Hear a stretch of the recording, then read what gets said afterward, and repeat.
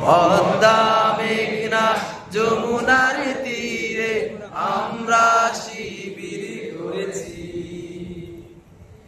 এই শিবিরে শান্তি চায়, মজলুম মানবতা নেমেছে কোথায়। এই শিবিরে শান্তি চায়, মজলুম মানবতা নেমেছে কোথায়। মানুষ গড়ার এই আঙিনায়, মানুষ গড়ার এই আঙিনায় আল কোরআনের বাণী পড়েছি, আমরা শিবির করেছি।